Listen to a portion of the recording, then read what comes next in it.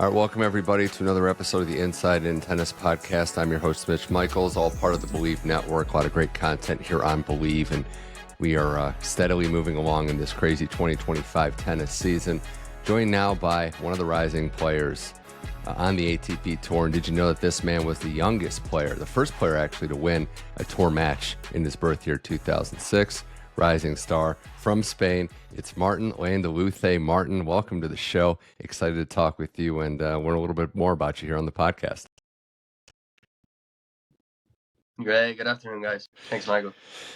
Yeah, it's been an interesting, right? And I want to ask you, you're so young in your career, starting out this season, over a quarter, about a third of the way through. How has your 2025 been? Where are you at in the first couple months? How are you feeling as we gear up for the clay, kind of get to the European clay section of this season? Well, it started pretty well. I did some semifinals in a challenger. Then after I did my best result, making it to the main draw in Australian Open. I passed the qualies, and then I had some issues, but I could stay playing. I went to the Davis Cup. They invited me, so it was pretty good going with the Spanish team. I also played, and after that I got a lot of confidence. But I had some problems, some little injuries after that, and then I started clay. I started in the season of clay, and still had some little issues, but now I'm beginning to be much better. I'm practicing with no problem with the injuries, no pain. So I think it can be a very good season, and I'll do my best to get it. Yeah, your season and how it started has been fascinating, right? Because I mentioned how strong some of your early results are. You started your career so early, Martin, and I mentioned at the top two, winning that match in Miami last year against your compatriot Munar. I saw the celebration. I saw how much that meant to you. What was it like to finally get, that first tour win, the jubilation, how happy you were to win a tour level match for the first time? It was, I think, one of the best feelings I've ever had, because all my family was watching me. They were cheering. They were so happy with me, and I played a very difficult match against a friend, I could say now, playing Davis Cup with him. It was very tense, everything, but I enjoyed it at 100%, and I ended winning a very tough match, and it was, can I say, one of the best feelings I've ever felt. So since then I got a lot of confidence. I think I got a little bit the respect of the tour, Mm-hmm. and they accepted me, and that's a pretty good feeling, going to the tournaments and feeling well and feeling part of them. That completed one of the things that were missing, and then in Australia I felt the same. So I think I'm part of them now. I would agree, and that's a very important point you mentioned, respect. Like, how long did it take you to feel that way? Was it a couple tournaments? Was it, having them being more familiar with you and your game and your personality? How long do you think it took before they gave you that much earned respect? I could say since the beginning, because I started very young, playing my first ATP after the junior Grand Slam I won. So since then, some players were respecting me, but they don't, and everyone didn't know me, Yeah. But since I've I made better results in their tournaments, that started being better, and I started practicing with them. I think it's very important to practice well with them, not the result if you play a set or something, but give everything, make your best, and that's one of the important things for them to see, that you play aggressive, you don't have any nerves or tense, being in the practices or the tournaments, and that's when you start getting the respect. Yeah, it's earned, right? And you'll be a veteran one day, and you don't want to just give away respect until it's earned to the young players. So I totally understand that. Now, is that story true about your background, Martin, that you were 1 year old when you picked up a racket for the first time? That's true. That's true. It could even be earlier because since I was born, I was watching my siblings and my parents playing tennis. So yeah, the first time I could grab the racket, I was grabbing it and I was trying to play. I was telling my dad I wanted to be in the court with him. So since maybe 12 months, I don't know how much, but very very early age, I was practicing. Well, you had two siblings you mentioned, and they both played college tennis, so they were good players, and you saw them. What did you learn from watching them? Maybe getting on the court for the first time, and I'm sure as a younger sibling, you took a couple losses out there, and you had to learn how to deal with that from the older siblings too. I took everything. They were pretty good. They both went to college, and I was in the side of the court watching them playing with my mom, trying to be like them. And yeah, since I was pretty young, I started practicing with them, and that was pretty good for my development because I was playing with, imagine, 7-year-old guys, 8-year-old, and I was playing against a 12 and 14 boy and girl, and that was pretty different. They were playing much harder, moving better, so it was like a perfect practice for me. Even though my dad played even better than them, so since I was born, I've been playing with better level than myself and Yeah, than the players I was yeah, playing with or yeah. against. So it was pretty good for my development, and I think I wouldn't be in this position without of them and the family I have. So is it safe to say you just loved competing? Like you loved it even when you were losing to players older than you and farther along in their development, you just never really got discouraged and loved it? Yeah, I was always losing with them. We were trying to make games the easiest possible for me to win in them because I was hungry. I Yeah, wanted to beat them, to beat my mom, my dad, and both my siblings, and I couldn't. Obviously, I was 6 year old and I couldn't win them. But little by little, I started doing better, and it's one of the best feelings. Like beating them. yeah. Uh, First my mom, then my sister, and then getting better and better. That was pretty good. Yeah, I'd imagine. Maybe when you beat your brother, he probably didn't handle it as well the first time, but now everyone's so supportive. I could say that was one of the toughest things for him because he was beating me always. Yeah, And it was not at an early age that I started beating him, maybe 13, 14, because yeah, he has a pretty good serve and everything. And he wasn't happy about that. yeah. It's how it works. So then, you're born in 2006, which I mentioned. You're from Spain, a history with a country with such a great tennis history. But when you came into your tennis own, it was at another level. Nadal's winning all these Roland Garros titles. You have all these patriarchs of the sport on the men's side: Ferrer, Davis Cup captain, Moya. What was it like coming up in a country that had so much, not just history, Martin, in tennis, but recent history, guys you could watch and girls you could watch on TV succeed? Yeah, I think we have one of the best countries in tennis, and even more the competition we have and the values maybe they can have on the court and out the court of the court. I think that's make all these young players coming up. It's thanks to them, to these guys that make everything on court. Lot of Grand Slams, Davis Cup wins, everything, and we grow up watching them on the TV.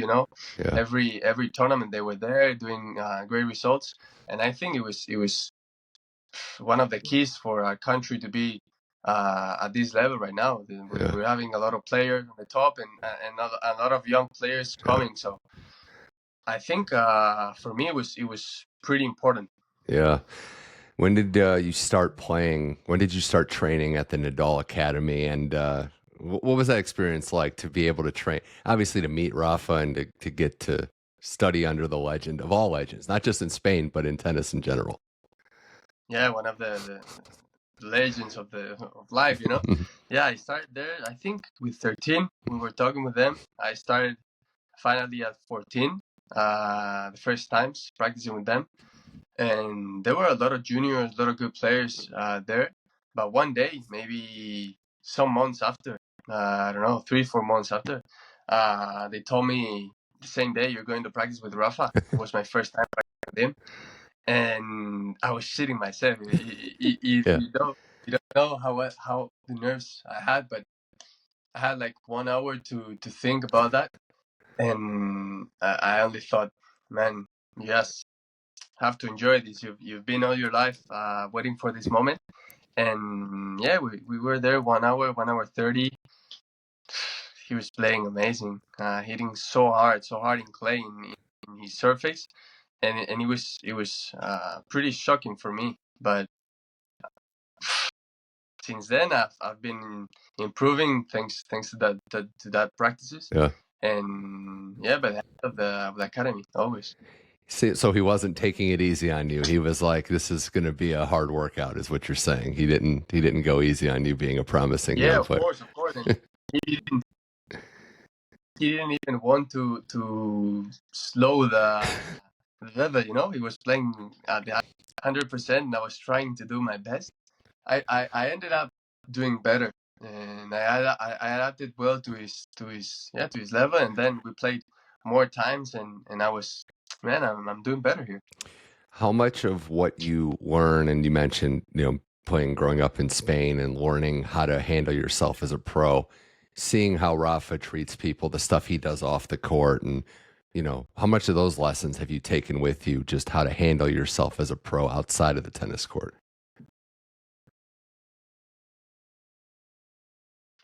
I think a lot, because we all see Rafa as a player, as the amazing competitor he was, winning tournaments, winning against the biggest players.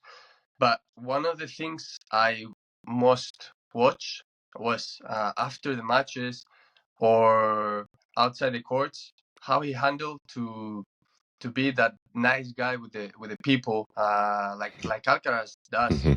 They're always trying to make the people smile, giving them autographs, making something to make their lives happier.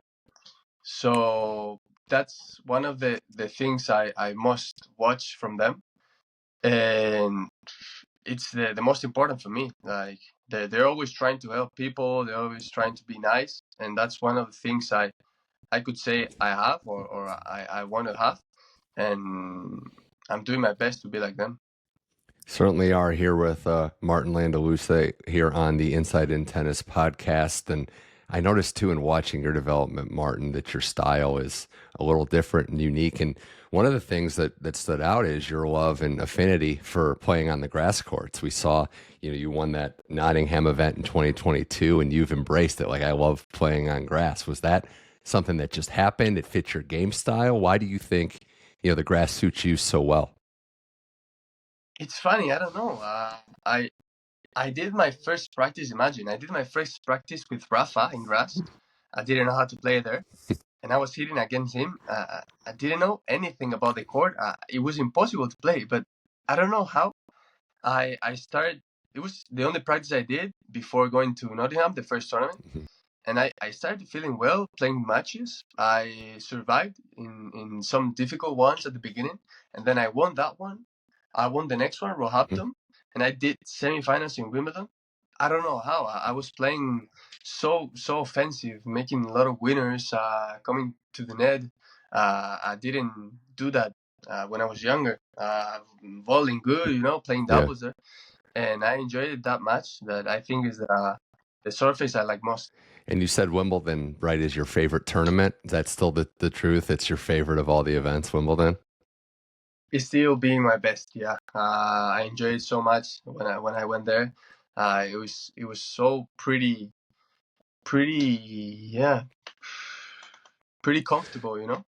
But now I could say Australian Open is also amazing, and yeah, the surface is grass, so I was still having the same mind. And this year, I think I'm gonna play it. So yeah, we'll see there how it goes. You won that albeit challenger in 2022, really notching and really putting yourself on the radar for people like myself, and, introducing yourself to the world. When you won that challenger event, last season, when you won that challenger event, did you feel like your game was coming together? Did you feel like you improved and something clicked in that run, your biggest title to date?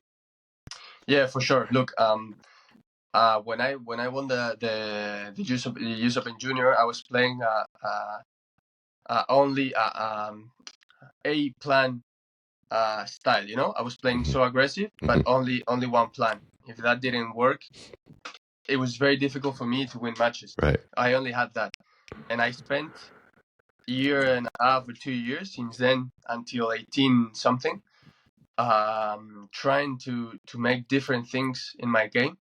Maybe not winning matches with one style because it was different. I was going 3 meters behind to return. Imagine trying to defend better. We were working on that, trying to go to the volley, and I think in that tournament in Obia, everything went together. You know, my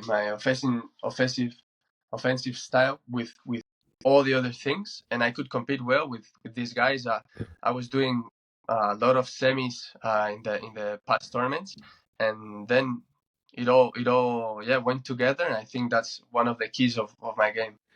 A lot of the stats I've read about you in that tournament specifically, it'll say youngest player since like Carlos Alcaraz to accomplish these feats. Another one of your local Spanish players that we know what he's done. You've gotten to practice with Alcaraz and a little different than Nadal, right? Because he's like a peer. He's only a few years older than you. But when you practice with Carlos and you're getting the chance to kind of learn from him, what are you picking up playing with, arguably the best player in the world, one or two, but practicing with Alcaraz? What are some of the things you learned from getting to compete with him? It was great. It was great practicing with him. I think one of the most things I wanna improve, and I wanna get to my game, and I think I'm doing pretty well right now, is that watching him on TV and in the practice, he always plays the points, his game. That that was the thing I was telling you before. I was creating my game these past years, and now I have it. So what he does pretty well is he plays every point, not the best he can.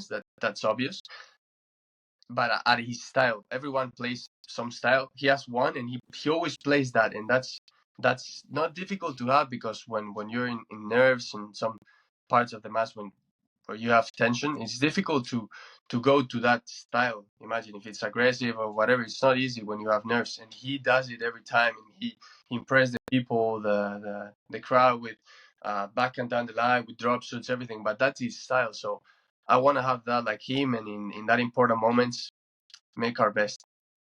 Yeah, every time it seems like he handles the moment. He was smiling in his match against Ethan Quinn yesterday when it was a tense moment. So he handles those moments admirably well.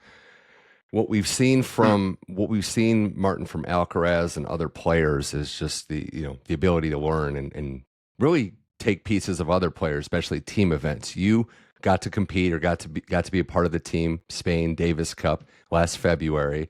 Captain David Ferrer, who was a pioneer in a lot of ways, but what was it like, that honor of competing for Spain, being around some of the best Spanish players in the world, having some success, and being a part of that Spanish Davis Cup team? It was a complete honor. Yeah, for sure. It was an amazing feeling. I didn't even know that I was going there since maybe 2 weeks before that, or 1 week before that. David called me, and he told me that, and I was very happy because it's pretty different competing with a country behind, that being alone, and that week was very, very, very important for me. I learned a lot of things about the players. Also, I spent some time talking with Ferrer. Now in the Godot I played, he gave me wildcard. I also talked with him a bit, and they're such nice guys, and they're amazing competitors. They told me good things about my game, things to improve also, and I've I've been trying to adapt that to my game, and I think it's going pretty well.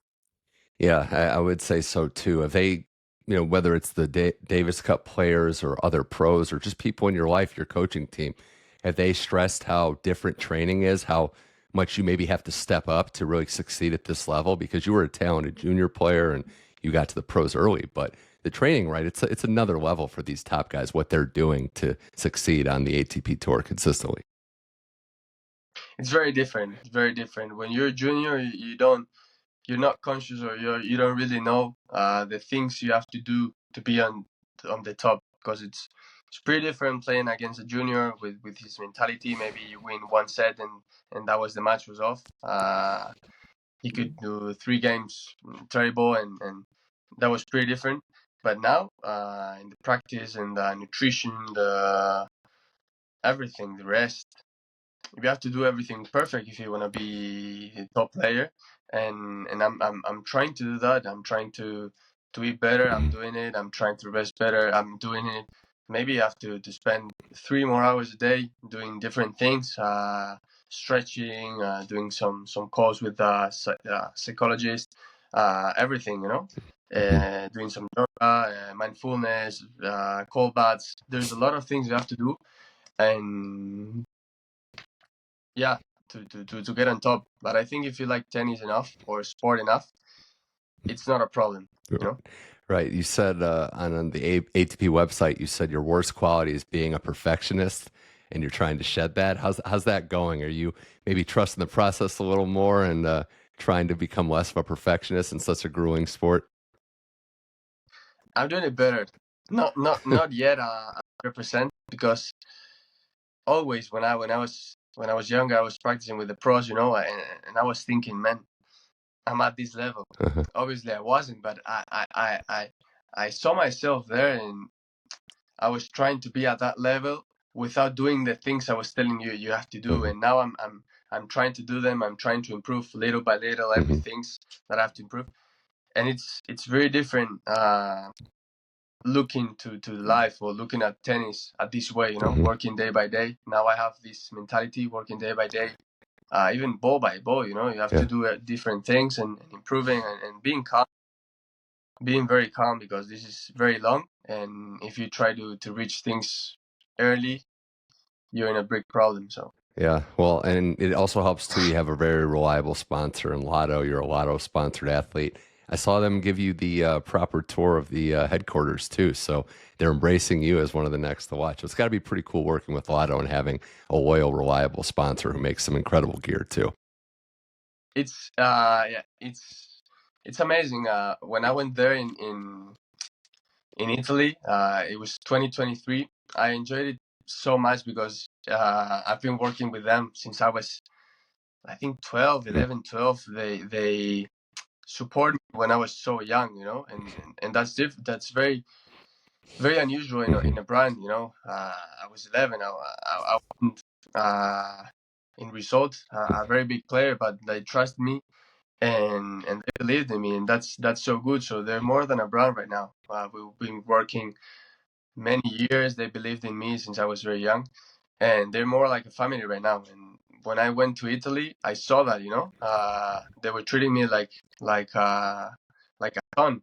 It was pretty good. They were giving me the clothes I wanted. They they're improving a lot. The clothes they have, even more the streetwear, also the lifestyle. And yeah, I think it's a family for me. Certainly is. A couple more things with Martin Landaluce here on the Inside in Tennis podcast. And yeah, I wanted to just discuss some of the things too, Martin. You're a storied athlete too, but off the court interest. Now you're a Real Madrid fan. Do you watch games like Rafa? Are you going crazy when they're playing? Are you freaking out when your boys are in a tight game? I did so much in 2022 in the Champions we won. I was cheering them so much, shouting. I was getting crazy, and now I'm still doing that. I think a bit less, but Okay. the champions ain't playing. Today we're playing a match. Yeah. We're going love 3, and we can do it, but it's pretty difficult, and only the Real Madrid can win this type of matches. So I'll be supporting like Rafa for sure. Okay. I figured that'd be the answer, but getting some success, winning might like calm you down a little bit as they did.